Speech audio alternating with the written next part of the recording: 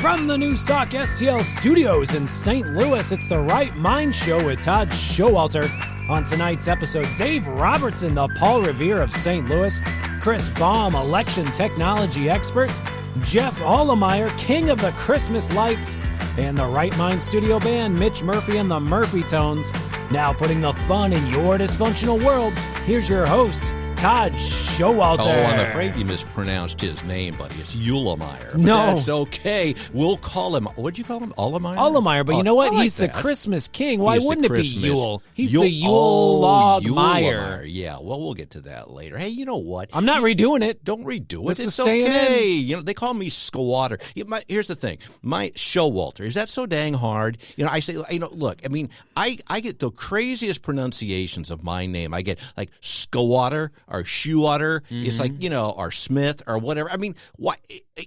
Like you, okay, like Vasovich, okay? We call you Joey V. Should I just be Todd S? I think so. You know, my favorite chewing tobacco when I was a baby was Skoal. So sometimes I do call you Schowalter. Schowalter or Schowalter or Schowalter. That's like, like this spit. After you chew tobacco, you spit it out, and that's my name. It's been a year and a half since we started the show, and I'm finally glad we're getting down to the brass tacks of how to say our names. Well, who cares? People have been listening and not even knowing. They only see it read when they see the name of the show on their podcast pop up, but they don't know how to say it. It doesn't matter. It's like we could be like, you're Joey V, I'm Todd S, and it's like Jay-Z, who, by the way. My goodness, he's in it deep.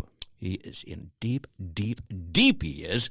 He was he was diddling with the diddy or something like that, wasn't he? Because now he's in trouble, although he's mad. He says, you were supposed to accuse me because I have an ugly face and I'm married to a beautiful wife who can't sing country, but apparently Jay-Z is in trouble. This must be a trend with the Epstein-type characters in Hollywood, where they just get a picture with you and you're canceled years later when it all comes out. Epstein has a picture with everyone, like Bill Clinton, Donald Trump. They're both screwed. Larry Connors, I think he was with him. I know. So maybe not. Sean P. Diddy Puffaman Combs has got a picture with everyone. He's got Kevin Hart. He's got Jay-Z. I mean, if there is a rapper, if there's a musician, you have a picture with P. Diddy and you're going down when this stuff comes out. The 13-year-olds, man. It's like Big Lebowski, but less funny. 13-year-olds, what man. What is the deal with these little Pederasts. kids? I mean, what, I just don't find. I don't find that in the. I mean, that's nothing to look up to. I mean, that is just. I will never. Ever since I found this out, I will never purchase another rap song or wait, I never did to begin with. But if I had, I would return them all. I just think it's a debacle. And what's crazy is even if it's not true, we're running with it because this headline is too juicy not to talk about. And I guess there's an anonymous person who 20 years ago had a thing happen, and we don't know if that's true, but I don't know why it took 20 years. It's like Trump with the Jerry King, E. Jean Carroll. Right. The E. Jean Carroll thing where, it's going to be $30 million thrown out to make this person shut up, and we'll never talk about it again. And that gave me my next idea, my friend. I think Jay-Z may have had, liberties with you and I. Oh, my goodness. I think if he would just settle and just say, look, I'm going to give you $20 billion to make this all go away, I think you and I could maybe cash in on that. Inside me, I can testify that without being in trouble because I did have earbuds when I was listening to that 99 Problems song. So as long as I'm vague. Well, yeah, that's one of his top hits, the 99 Problems, but a B ain't one. So automatically, there's proof that he doesn't respect women in his rap music, so he's already put that out there. Right, yeah. You know what rhymes with rap, don't you? Yeah. Anyway, do you realize that Amazon does not always... Do you ever do that? Because it's the holiday season, and so we're out there getting our gifts for everyone and doing the stuff that we're obligated to do. Well, because we have things that show up that they may be presents for people in my family. So I hit the little gift option thinking that, it'll be, covered up. No. I get stuff shows up on my front porch.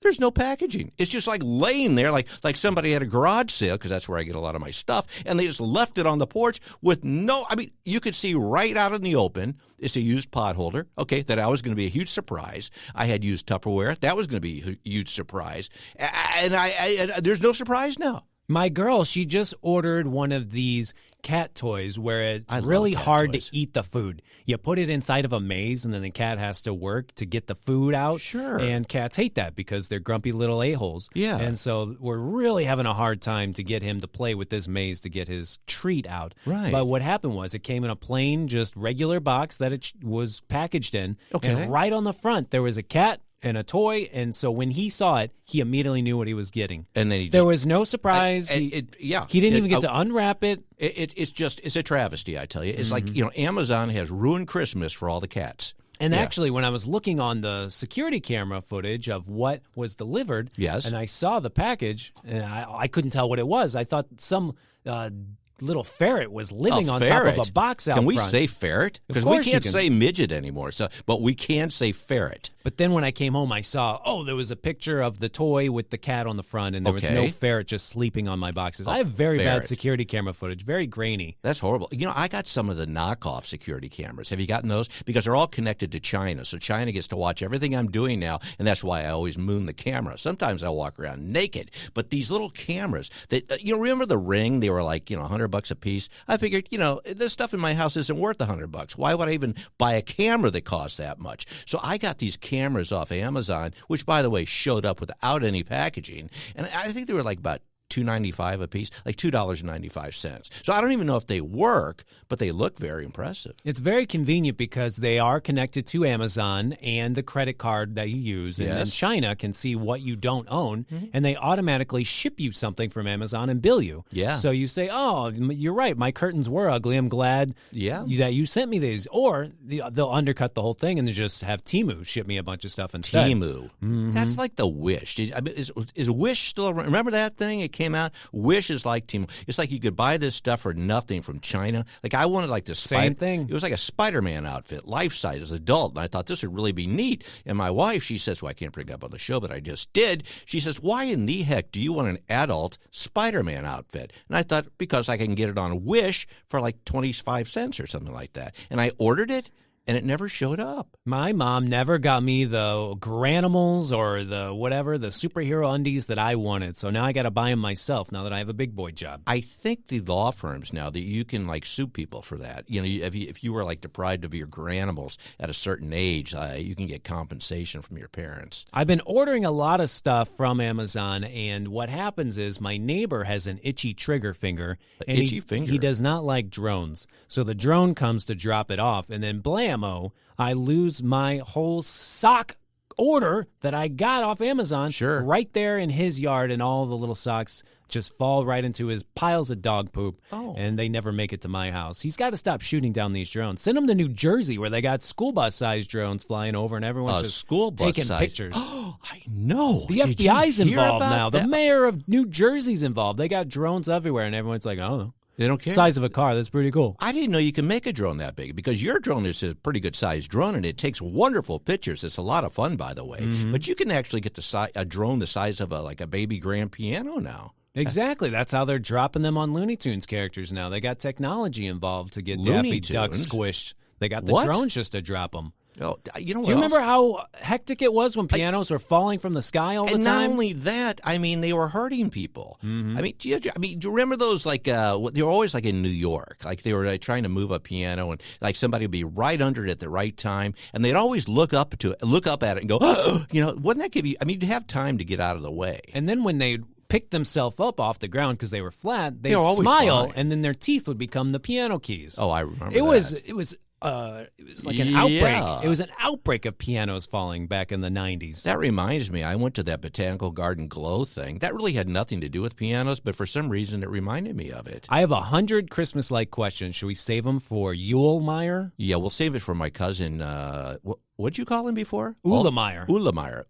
Hello, my name is hello, my cousin Uhlemeyer. Yeah, we're going to talk to him later on. You can call him whatever you want because he's got a good sense of humor. My dad used to live next to a house that would go nuts on Christmas, and they had 20 Santas on the roof, which is sacrilegious, blasphemy. If you have more than one Santa, you're confusing the children. The religions don't like that when you have more than one Santa that you pray to. Right. And so my first question, if I could ask that guy right now, I'd say, what do you plug in first? Or do Do you have a generator for a backup? Yeah. I mean, what is the electrical situation when you have that many lights and you just plug them all together to keep them waterproof if it's an outdoor situation? I think he's like one of those green people. So I think he is all connected to like solar panels. Oh, gerbils on wheels. Yes, yeah. but he has this at night, okay? So I don't think the solar panels work. So I will have to ask him about that. It may just be a bunch of like blank bulbs. He plugs a flashlight to point at the solar panels, and it's just, my gosh. We're going to find out. Free energy forever. Why are we still messing with windmills? Flashlights pointed at solar panels is what we need. Well, so much to talk about. And we also, guess what? Right when we do come back, we've got the Paul Revere of St. Louis. You remember who that is? Dave Robertson. Yes. He's going to be giving us some inside scoop on what we should be aware of and maybe be afraid of when we come back. It's horses. It's always horses that I'm afraid of.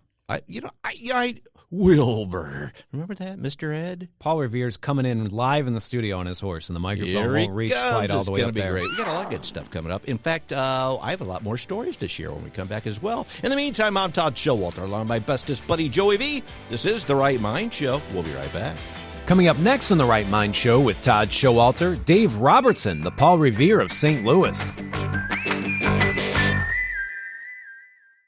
Are you like me and you like great books? Well, I found a place that has a lot of great books. A traditional publisher right up in Macon County, Deep Read Press. DeepReadPress.com, that's the website to find out exactly what they have. And again, they got traditional books. They are a traditional publisher. Deep Read Press does a lot of things that I particularly like, and most of them has to do with great books. So if you're looking for a publisher to publish, or if you're just looking for a place to find a lot of great books, it's Deep Read Press at DeepReadPress.com.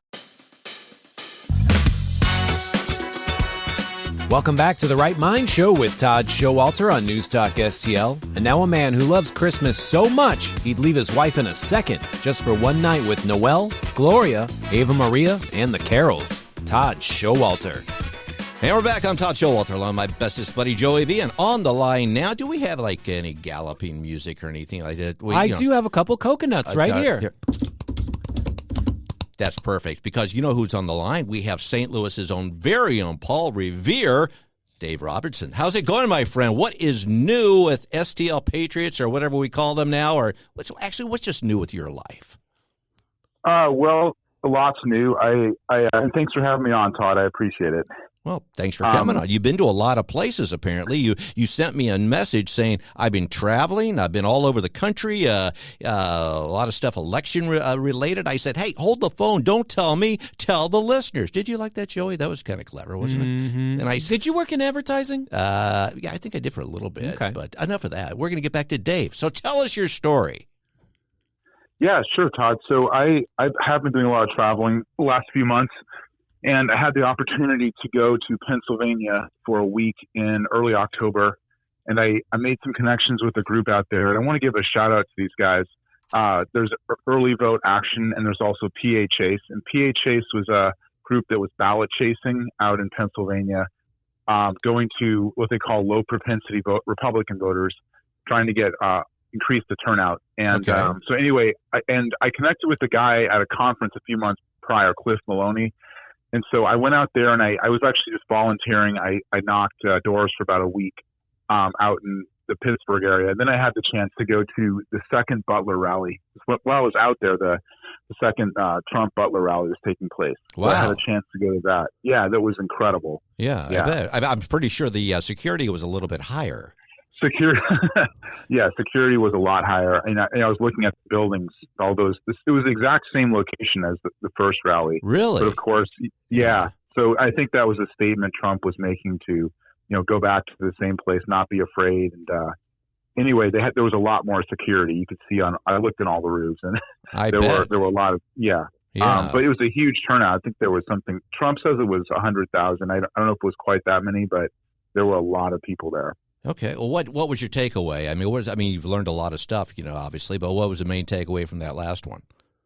From the rally? Yeah. Well, it was, I think it's the third Trump rally I've been to. The takeaway, it was just an amazing event. Elon Musk showed up. I think that was the first rally where he endorsed Trump. I'm not entirely sure about that, but I believe that's the case. So he was there. It was just an amazing event. J.D. Vance spoke. they had a lot of time was spent honoring Company, I believe it was the guy who had unfortunately been killed in that first rally. Oh yeah, right, the firefighter. Yeah, okay, the firefighter and his family, and then there were two individuals who were severely injured. So a lot of especially the first part of that rally, was dedicated to honoring them. Mm-hmm. But yeah, it was just an amazing experience. I think the biggest takeaway for me was the feeling of being around that many patriots. Yeah, 80,000, 100,000 patriots all in one place. Sure. The energy was out of this world. So. It was. I was very privileged to do it. Have you noticed this? I mean, not to a gigantic extent, but ever since the win, the election win, which thank God that happened. More people coming out and said, "Oh yeah, I was always behind him. I always had his back. I was always up." But you never heard from these people. It's kind of like the Chicken Little story. I'll help you after dinner's served or whatnot. Does that make any sense? It's like we're going to hide. It does make sense. Yeah, we're going to hide until it's okay. But what you're talking about, you had the diehard Patriots that were there from day one, and that's got to be an exhilarating feeling. It was exhilarating, and you're right. Those were diehard Patriots. A lot of them I spoke to were at the first Butler rally because they were from that area. Mm-hmm. So yeah, it was very energetic. It was just an amazing event, and that the ballot chasing was an interesting experience as well. Explain that, because you said ballot chasing. Now, what exactly is that? Yeah, and I honestly didn't know what ballot chasing was until I met this guy at this conference in Detroit. It was back in June. Mm-hmm. But ballot chasing is, and this is what the Democrats have been doing for years, where you basically knock on doors of and they call them low propensity voters. So they're voters who do not consistently vote. And there's Democrats and Republicans, low propensity voters. So the Democrats for years have been targeting these voters, getting them out to vote by, you might knock on their door, give them a flyer, let them know where the closest polling place is, what the dates are, encourage them to vote. If they still haven't voted, you go back and knock on their door again. And the Republican Party has not been doing this. So this is the first election where we did this. And a lot of the groups came out of Turning Point, Charlie Cook's group, which I actually went to. I went out there to Arizona for 4 weeks after I went to Pennsylvania and knocked on more doors out there. But this was a massive voter turnout effort. And it's something we should have been doing for years. Absolutely. But, when you see these wins in these swing states, so Trump won all the swing states. We're most proud of Arizona because his highest margin was there. But a lot of that can be attributed to the on-the-ground effort, this ballot chasing. So you're basically chasing ballots. You're knocking on doors, making sure those ballots actually get sent in, get mailed in, get delivered, or in-person voting. You're just ensuring that happens. And this was a big reason why Trump won so decisively, I think. Oh, I totally agree. And the thing is, we've said it for some time. I mean, the Democrats, as corrupt as they are, they do have their game together, and they're cohesive. They do exactly what you're saying. And it was time. It was time to actually, play the same game, if not a better game. And I like it because I think at this point, when they see, we were able to actually, bring awaken the silent so-called majority and get them active. And I hope it's something that keeps on, and not just for the presidential races, but for all the Republican races, because I think it makes a difference. Oh, it makes a huge difference. And I think it will continue. And in fact, a lot of this, like now with Trump's cabinet, where some of the Republican senators are not necessarily going along with it, the threat of a primary and more ballot chasers coming to your state, is having an effect. So I hope it's something we continue. We should have been doing this a long time ago, but it's a really effective thing. And we weren't trying to convince any Democrats to vote for Trump. We weren't trying to convince independents. We were simply going to Republican voters who were just kind of flaky and inconsistent. Mm-hmm. And enough about me, though. What's that? I said enough about me. No, I'm kidding. No. I know you. No, if you're doing a radio show, I'm sure you're consistent. But yeah, it was interesting. I mean, if you get those voters out, you win the election. We didn't need to convince anyone. We just needed to get our own base to just encourage them. Hey, here's the local polling place. Here's how you do this. Here are the hours. Here's the best way. We'd also advise them how to, not to mail ballots in, but actually drop them off in drop boxes or best of all in person. Mm-hmm. It was an amazing experience. And I will say too that, so just to give a shout out to Turning Point. So I actually I got paid for what I did out in Arizona. They had a stipend, but there were a lot of volunteers out there, and they put us all up at hotels in the Phoenix area. They paid for our food. We had a stipend of food every day, paid for my travel out there. And I would say there were thousands. Really? There were, I think there was something like 5,000 to 6,000 total volunteers and also those who were paid who were knocking doors in Arizona and Wisconsin through Turning Point. And I believe in Arizona, we knocked about 250,000 doors total. So wow. If you look at the margins in Arizona where Trump won, I think it was 180,000 or, we knocked more doors in that margin. So, and that was going on. There were different groups, like this PA Chase was another group in Pennsylvania. There were groups in all the swing states that were doing this. And, I think it had a huge effect. And I was just proud to be part of it. It was a pretty awesome operation. What are your thoughts here going forward? We got about 2 minutes left. How are things with your groups, and what's your plan moving ahead here now? Well, I'm glad you asked, Todd. So I do want to mention this, and I am considering, I haven't decided yet, but I'm considering running for state senate. And if I might say a little about that, but I'm still trying to figure it out. So I recently bought a house in Jefferson County. Okay. And it turns out, and it's not what I intended, but what I planned for buying the house, but it turns out it's in a district where basically I could get more into the details, but I won't. But we now have Amendment 3 passed in the state, and the reason in large part it passed is because we failed to reform what's called initiative petition. I think I've talked about that before in the show, but basically there's a state senator who sabotaged her own bill, which would have reformed initiative petition. Her name is Mary Elizabeth Coleman. Right. And she sabotaged her own bill, which allowed Amendment 3 to pass. And so it turns out I'm in her district. So I'm thinking I might try to primary her in 2026. So that's something I'm considering, but I'm talking to some other state reps and senators about that to see if that even makes sense, because I think you should. I think you should, because God knows we need more people like you that are upstanding. And I agree with you, because we had a guest a couple of weeks ago, Gary Weger, that was in talking about that. I know Gary Weger, right? And he was on the show, and he was talking about that exact issue. And basically, we were saying, what was it? Was there money involved, or what? I mean, why would you? I really think there were, and as it's been explained to me, this whole initiative petition process where we've approved, and there's different feelings in the marijuana approval, but now we have Amendment 3 and other things.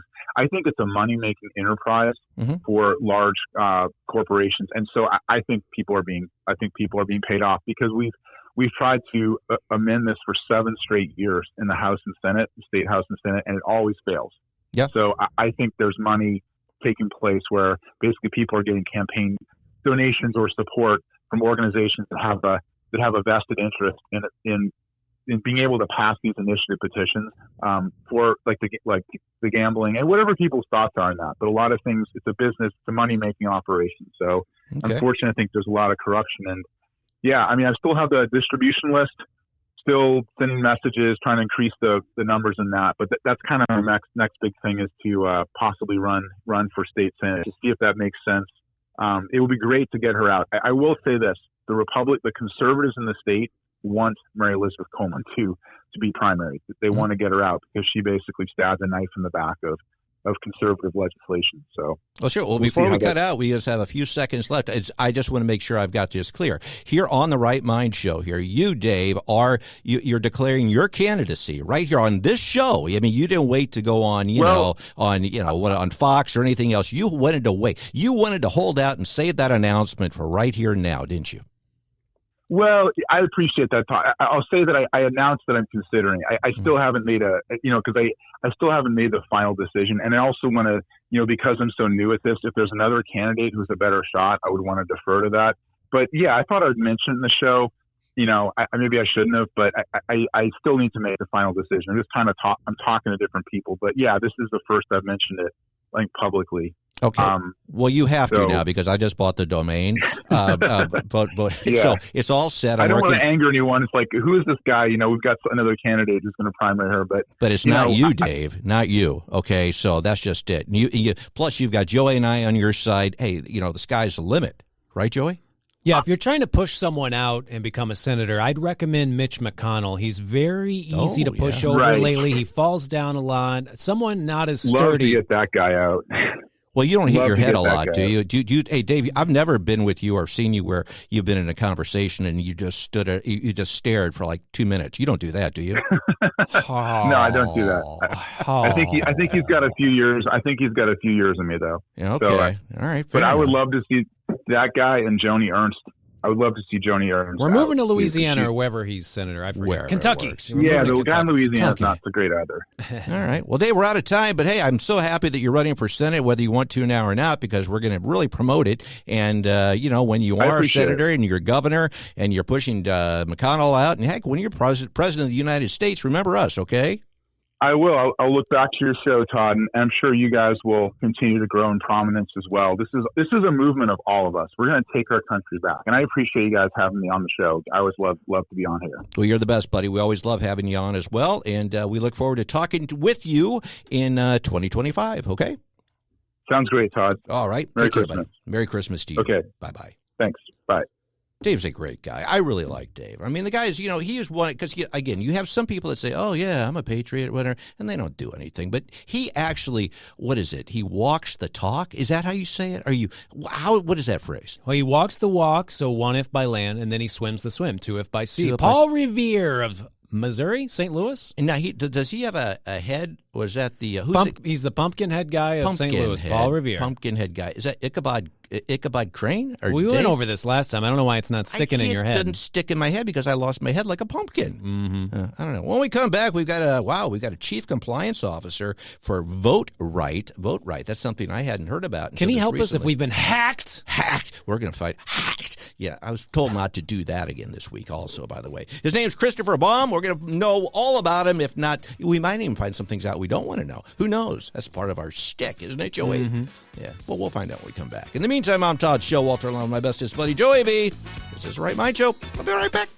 Coming up next on The Right Mind Show with Todd Schowalter, Chris BAUM, election technology expert, and cousin Jeff Uhlemeyer, king of the Christmas lights.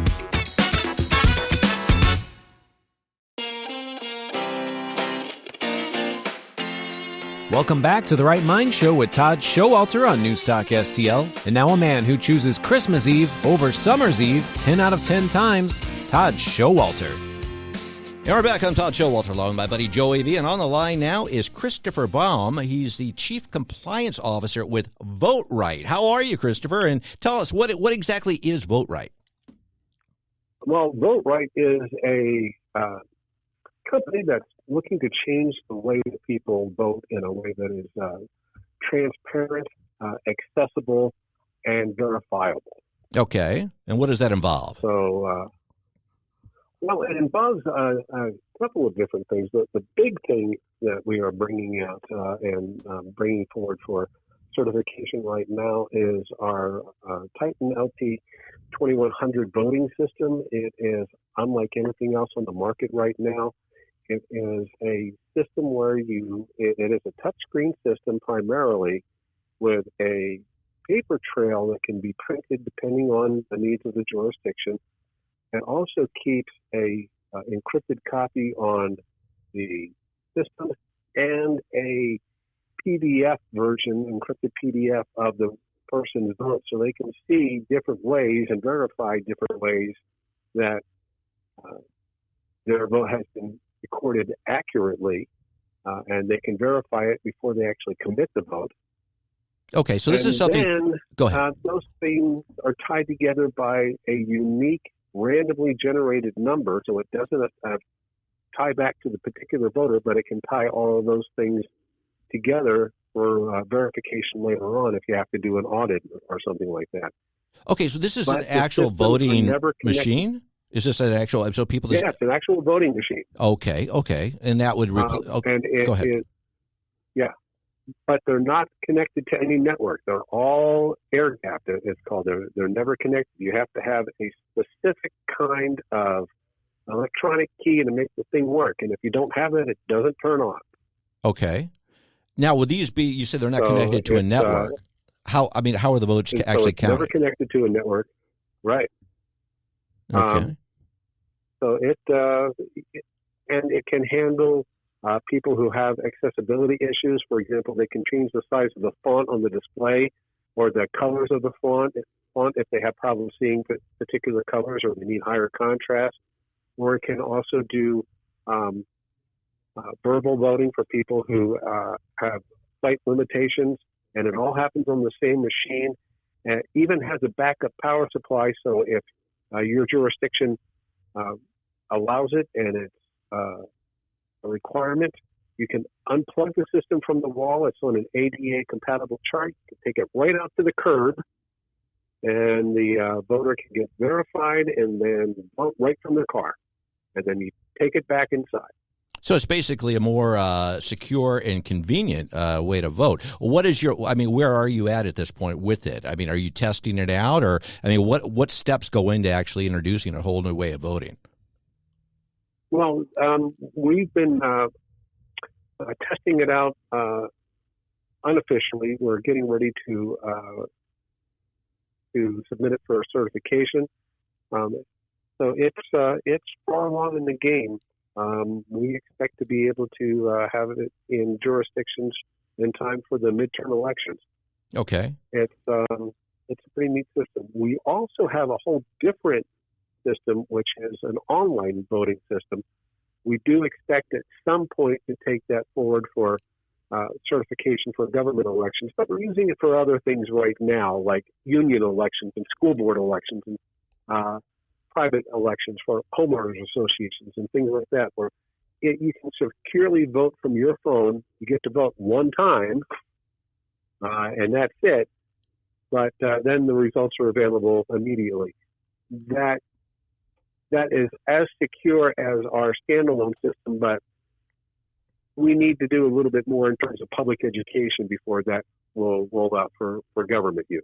Okay, as far as the machines that are out now and the way people are voting, I mean, there are obviously people have questions all the time. What do you think the biggest problems that we're dealing with right now are? Why do you think? Because especially going back to not this last election, but going back even further in 20. I mean, so many questions about this didn't add up. We have things at the last second that came together. Why is that? Why is it so hard, in your opinion, to put together a secure voting system that everybody can get on board with? Or maybe this is it, but why do you think we don't have that already? Well, here's the issue. It's not typically the voting systems that are the issue. It's the procedures around them that people can't agree on. Okay. All right. So how do you handle provisional ballots, for example? That's not a voting system issue. Mm-hmm. That's a political issue. Who is authorized to vote? That's not a voting system issue. That's a political issue. Sure. Right. So typically, sometimes, yes, you do have questions about the voting systems, but you take a look at what happened in, let's say, 2020 in Minnehaha County. Okay, in South Dakota, where they had voting systems, and then they had a hand audit, and the hand audit didn't agree with the voting systems, and when people say, "Aha, see, there's the issue." And then they redid the hand audit and found out that the voting systems were right. Yeah. The hand audit was wrong. Right.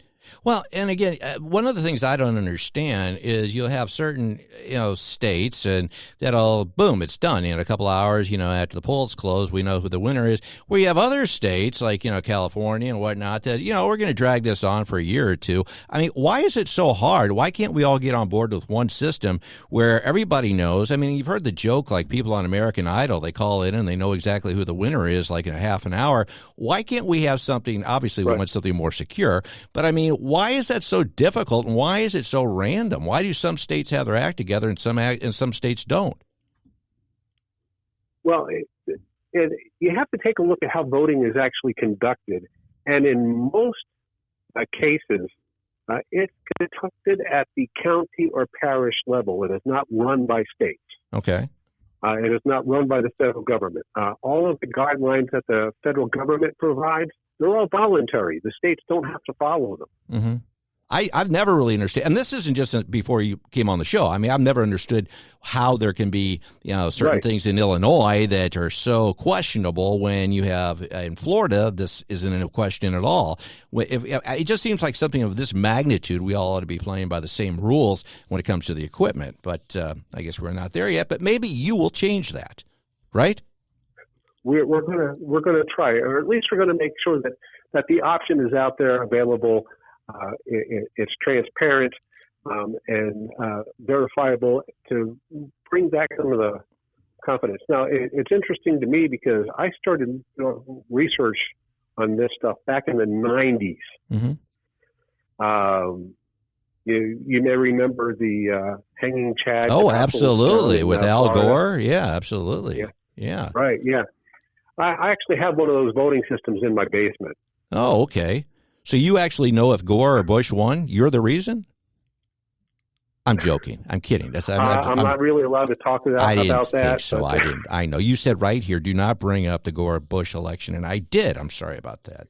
Sorry about that there, Christopher. That's quite all right. Okay. I mean, I get asked about that all the time. I know. But you're right, though. I mean, but we've come a long way. But there you go. We actually have.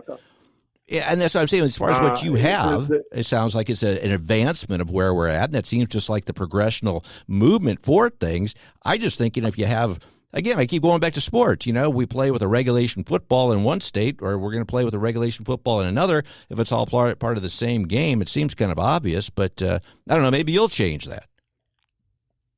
Well, and you would think that that's true, but if you take a look at things like turf in NFL. Yeah, that changes the game. Okay, see, now you've got me. Now you've got me spinning.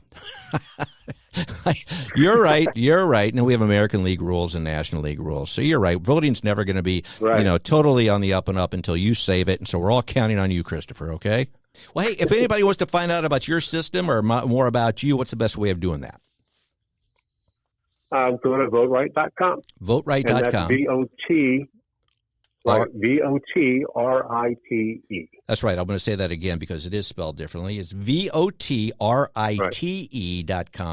And, hey, I hope we can follow up with you because, I mean, again, if there's anything that adds more security, credibility, and confidence in voting, I think is great. And I wish you all the luck and hope you'll join us again. I would be delighted to. Thank you so much. And, by the way, I'm a fan. Oh, well, thank you very much. Kids grew up watching Nickelodeon. So. Oh, well, fantastic. Well, I appreciate that.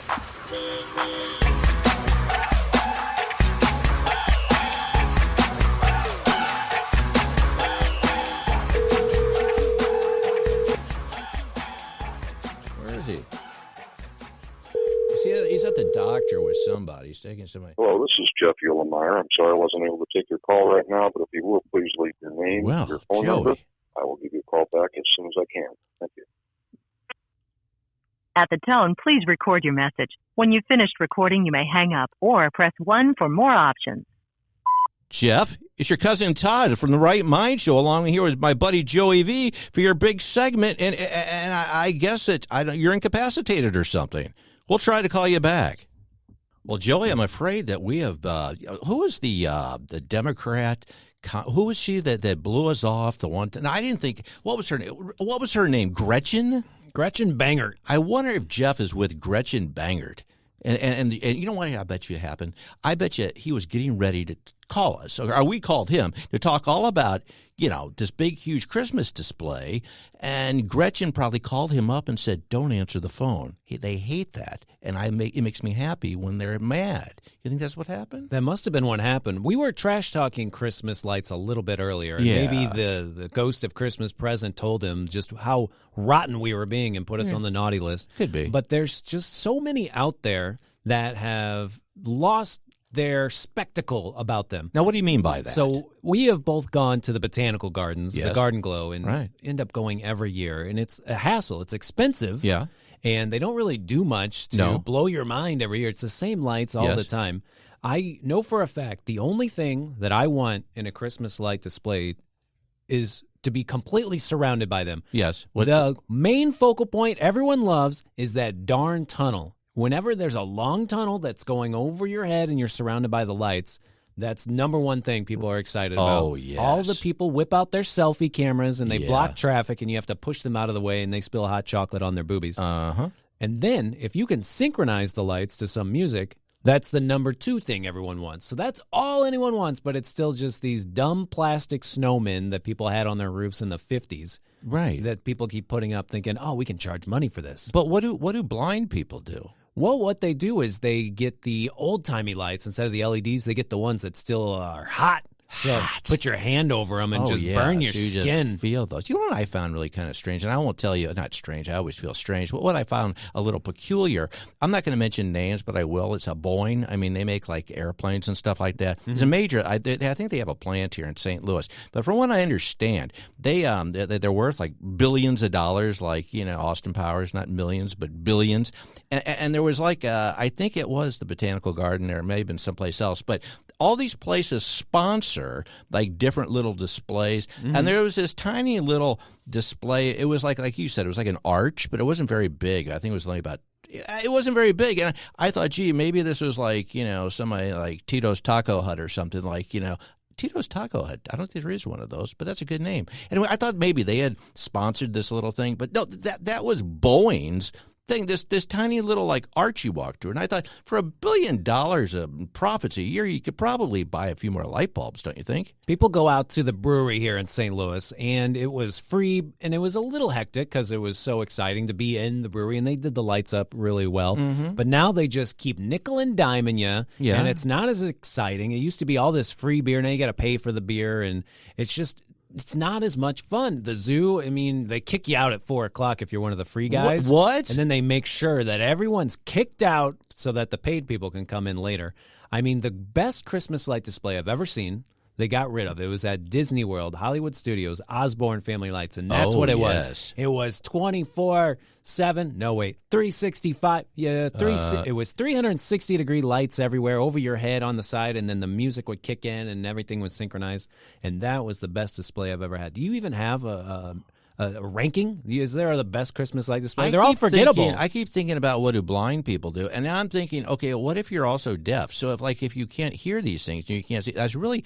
Don't you think there should be some kind of lawsuit, like some type of class action suit against these people that because how are the people like that can't see or hear? How are they supposed to enjoy it? I don't know. And your cousin, we just watched the news report. He's been on the news. He's been on Fox. That's what 2. happened, Joey. I was thinking maybe we should invite him back next week, but you know what? He probably got a big head from being on, what was it, Channel 2 News or something like that? Because once you've been on Channel 2 News, was it that Chris Higgins guy? No, it was Weather Lady Travers went out there. Oh, yeah. Well, she's like a big to-do. Maybe that's just it. Maybe we're just like small potatoes by now. This homeowner in South St. Louis City has not one, but 2 trains that kids can ride as part of his one-of-a-kind Christmas display. All aboard! This tradition at 4008 Healy Court originated from a dream from when Jeff Uhlemeyer was just 5 years old visiting the Skyview Drive-In Theater in Belleville and saw the kids train. I wanted my own miniature train, I wanted my own drive-in, I wanted my own amusement park, and I was going to name it Rails of Fun, nothing but rail rides. Well, 65 years later, here I am. This is the 6th year running the trains, and it's expanded considerably. I try to add something and try to improve it each year, although I believe I've run out of real estate because I've now taken over my backyard as well. As his childhood dream is realized decades later, he invites the public to come enjoy the hard work that began in August. And the 70-year-old amusement park train ride tells a story. And then they end up in the year 1965 back here in the middle of a drive-in movie theater showing the 1965 movie A Charlie Brown Christmas. And then once they get back there, they find out that many drive-ins back in the day had miniature trains going around their playground next to the screen. While rides are free, donations benefit the Shriners Hospital in honor of his Uncle Oscar. All the years that my Uncle Oscar, he was so funny. All the years that he put smiles on my faces, I want to return the smiles to the kids today that visit me, and then also the children at the Shriners Hospital. That's the bottom line. Last year, over $8,000 was raised, and the goal for this year is $10,000, but he looks forward to a busy weekend with many happy faces. I know my Uncle Oscar Schowalter is up in heaven smiling down on me. Uhlemeyer invites anyone to come out and see this display. He runs the trains from 5 to 9 every night, weather permitting, and it is all free. Reporting in South St. Louis City, I'm meteorologist Jamie Travers.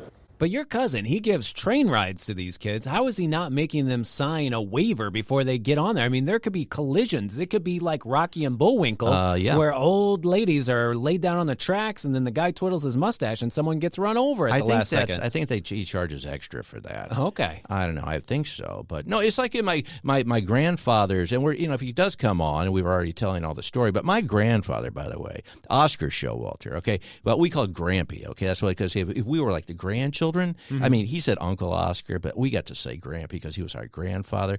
This guy was the funniest. I mean, one of the funniest people I've ever, aside from you, one of the funniest people I've ever met in my entire life. Did he work at McDonnell Douglas? Did he know how to put up a Christmas light sponsored by a plane company? He would pick us up when I was like 8 years old and my brother was 5. We'd spend like the weekend over at their house or whatever. The first thing he would do is he would reach in the front seat, we'd be in the back seat, and he'd throw back a Playboy magazine saying, "Hey, enjoy this, kids." Oh, thanks, Crampy. And we'd be back there opening Miss April up, thinking this is the greatest time. And then he'd make a lot of funny jokes, too. He was a great grandfather. He's the guy that inspired you to put the Playboy on the pull-down little screen at the math class? I did do that in Mr. Davies' class, who hated me. And if you're listening, you're probably not because you hate me. That was me that did it. Yep, I put Miss April up right there on the screen. So when he pulled it down to show us his boring math equations, there she is. Big boobies right there instead of math equations. Had Grampy Oscar's address right there on the front cover. I think I called him up on my cell phone that didn't exist back then. I said, guess what I did? I put Miss April up on the screen. And he says, was it mine? Because I'm missing it. I go, it sure was, Grampy. I'm proud of you, Todd. The archives aren't complete. Yeah, was it? Oh, he was a funny guy. Boy, I tell you what, the things I learned from him, a lot of them almost landed me in jail, but they didn't because he always taught me how to get out. Well, have you had a good time today? I had a wonderful time. I had a lot of Christmas questions for your cousin, and he's the king of Christmas. So should we invite him back? Are we going to give him a second chance because it's family or what? I don't know. It sounds like if you find his house, look up the Fox 2 article. I'll put it in the show notes. If you find his house, go and give him a donation because he does all of this. He's out there for 4 hours a night giving train rides to little kids in honor of the Shriners Hospital. So go give him a donation and help him out. Yeah, it really is a good cause, too. He makes more money for the Shriners Hospital every year, and so they're pretty much, I think they're naming a wing after him or something like that. Plane wing? No, they're not going to be able to name it right, though, because I think they named it the way you pronounced his name. What was that again? Well, on my sheet, there was no pronunciation given. I said Jeff Uhlemeyer, but no, he's the Christmas king. It's Uhlemeyer. Yuletide. Yeah, something like that. Yuletide Cheemeyer. I don't know. Well, maybe he won't come back on because we talked about him all we can. But it is a neat display, and it's out there in South St. Louis, like in Afton or something like that. Just look for the lights and listen for the music, unless you're blind and deaf, and then you're not going to be able to enjoy anything except maybe hot bulbs on your fingers, right? I love a hot bulb. Give me a hot bulb. And pinching the bulb would right you like there. Cheese with that? Cheese on your hot bulb? That didn't sound Todd Dogs will be selling hot bulbs. Todd Dog right there. There's the shirt, buddy. Whew, boy, I had a good time. I finally warmed up. When I came in here, I was frozen. I couldn't feel my fingers, and now I can feel my fingers, but I can't feel anything else. That's all I got. Hey, anything you want to add before we ride off into the sunset and get ready for more Christmas shopping from Amazon? I want to respect Mitch Murphy for waiting until the end of the show to do anything of interest. That was very nice. He's got a contract dispute. I know he's the one that pushed Mitch McConnell down on his face so he could be the one and only true Mitch. It's like Highlander or something out there. I know. The Mitches got to stick together. Mitches get stitches. Yeah, Mitches get stitches, especially Mitch McConnell. Poor old droopy dog. Can you imagine Mitch McConnell and Joe Biden in a jousting match? Just a slap fight. A slap fight. Yeah, in diapers. Oh, I'd pay to see that. That cartoon's coming this week. Any day now, or it could be second. Well, in the meantime, I've had a great time, and like I always say, this is the Right Mind Show, and if you don't have a right mind, you don't have a mind at all. For me, Todd Schowalter, along with my bestest buddy, Joey V, happy holidays, Merry Christmas, but we will see you next week. This is the Right Mind Show. Bye-bye. Thanks for tuning in to The Right Mind Show with Todd Schowalter. To find out about all things Todd, go to StudioTodd.com. We will see you next Saturday night at 5 p.m. right here on 101.9, 94.1 News Talk STL, and always streaming online at NewsTalkSTL.com.